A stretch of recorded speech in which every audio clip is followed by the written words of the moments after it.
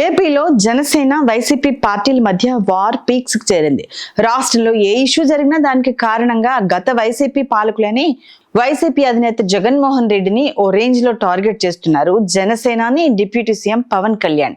YCP అధికారంలో ఉన్నప్పుడే జగన్ ను ఇరకాటంలో పెట్టిన పవన్ పవర్ లోకి వచ్చిన తర్వాత మరింత దూకుడు చూపిస్తున్నారు. మరి జగన్ ను పవన్ టార్గెట్ చేయడం వెనుకున్న వ్యూహం ఏంటి? పవన్ చూపు ఇప్పుడు రాయలసీమ మీద పడిందా? ఇలాంటి సంచలన విషయాలు తెలియాలంటే ఈ వీడియోను చివరి వరకు చూడాల్సిందే. కడప జిల్లా గాలివీడు ఘటనపై వెంటనే రియాక్ట్ అయిన పవన్ ఏకంగా జగన్ నే డైరెక్ట్ గా టార్గెట్ చేసి గట్టిగానే వార్నింగ్ ఇచ్చారు.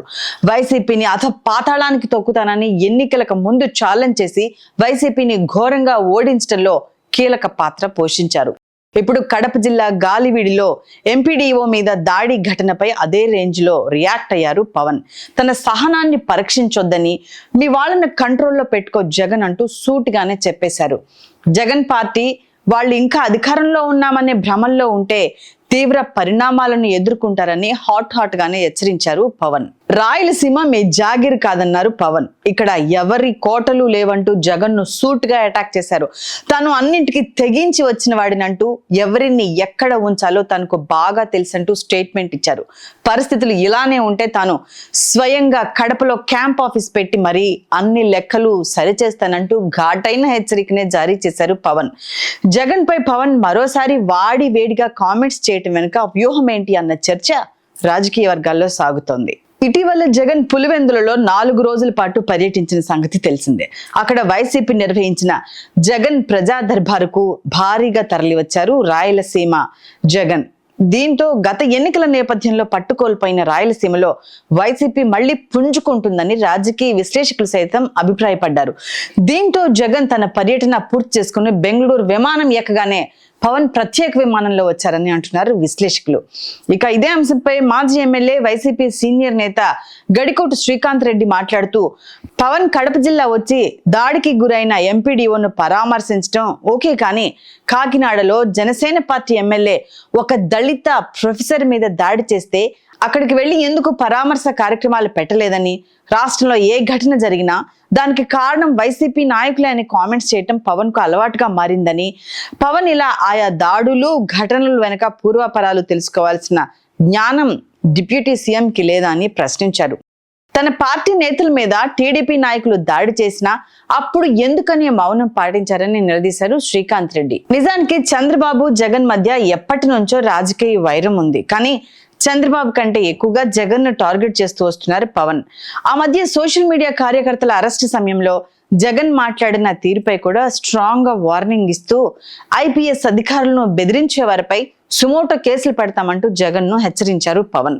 మొన్న మధ్య జగన్ సరస్వతి కంపెనీకి చెందిన భూముల విషయంలోనూ సర్వే చేయించి జగన్ ను ఇరకాటంలో పెట్టేందుకు అన్ని విధాలా ప్రయత్నించారు.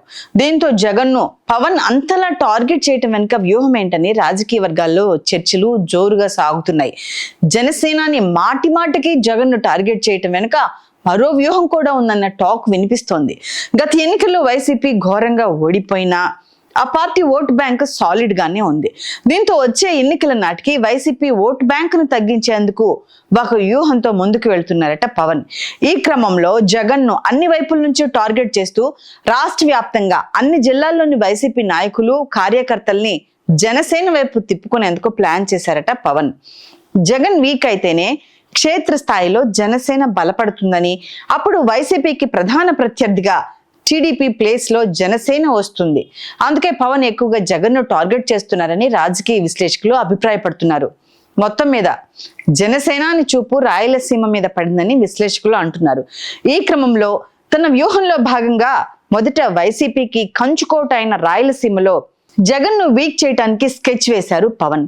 ఈ క్రమంలో కడపలో జరిగిన ఘటనను తనకు అనుకూలంగా మార్చుకున్నారు పవన్. జగన్ పై ఎలాంటి కామెంట్స్ చేశారో అందరికీ తెలిసిందే. రాష్ట్రంలో వైసీపీని మళ్ళీ బలపడకుండా చేయాలంటే జగన్ కు రాయలసీమలో బ్రేకులు వేయాలని చూస్తున్నారట పవన్.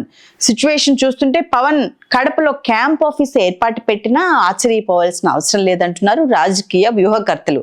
అదే జరిగితే అప్పుడు ఆంధ్రాలో పవన్ వర్సెస్ జగన్ అన్నట్టుగా నయా పొలిటికల్ వార్ స్టార్ట్ అవడం ఖాయమంటున్నారు విశ్లేషకులు. మరి రాష్ట్రంలో జగన్ పొలిటికల్ ఇమేజ్ ను తగ్గించేందుకు కసిగా పావులు కదుపుతున్న జనసేనాని సక్సెస్ అవుతారో లేదో చూడాలి. Please do subscribe to Telugu Rajyam channel. Please do subscribe to Telugu Rajyam channel. Please do subscribe to Telugu Rajyam channel. Hi అండి, నేను మీ ఆర్పీని, నెల్లూరు పెద్దారెడ్డి చేపల పులుసు ఓనర్ని.